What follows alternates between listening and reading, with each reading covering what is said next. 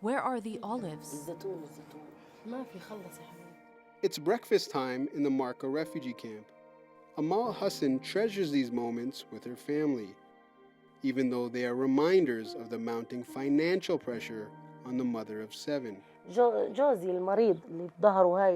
My husband is sick with a hunch in his back. I want to take him for treatment, but I don't have the money for transportation to bring a car. We have no money. Hassan's family is among 2 million Palestinian refugees living in Jordan. But an already difficult situation just got much worse. The UN Relief Agency for Palestinians is on life support.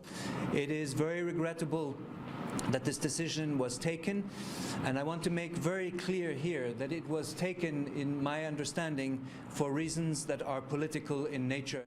The U.S. reduced the United Nations Relief and Works Agency's funding from $364 million in 2017 to $60 million this year. The Trump administration considers Unrwa an irredeemably flawed operation. Welcome to Jerusalem.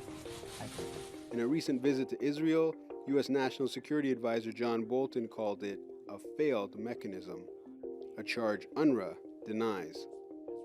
We're deeply disturbed and worried because we're not quite sure what the basis of that statement is, because for the years the United States has been our biggest donor and has continually praised UNRWA for its high level of services. The aid agency provides basic humanitarian assistance like food, schools, and clinics. Faced with a massive funding gap, UNRWA has had to make some difficult decisions. Residents of this camp are also concerned with how the cuts have affected sanitation. They say the garbage is hardly ever collected, and workers who would come by to pick up whatever was missed are no longer turning up. That's because 50 sanitation workers were let go.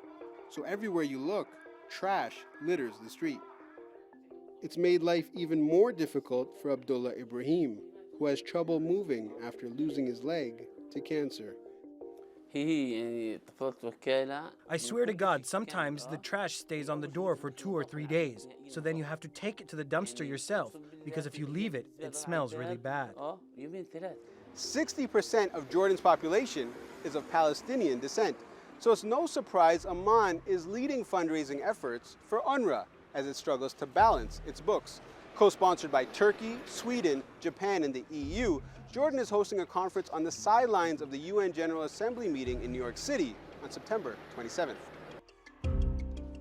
Unrwa says while other countries have stepped up, it's still faced with a $186 million shortfall to pay its 30,000 staff, including teachers and doctors.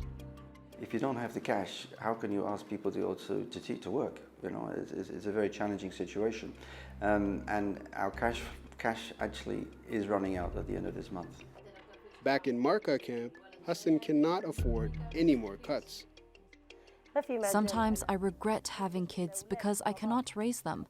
I can't give them what they need. Me, as the head of a household, taking the place of a man, I have no means to teach my children. It's become psychological pressure on top of financial pressure. And as her problems grow, she worries about what her family will eat today and whether they will have anything on the table tomorrow. Aadel Haleem, Straight Talk, Amman, Jordan.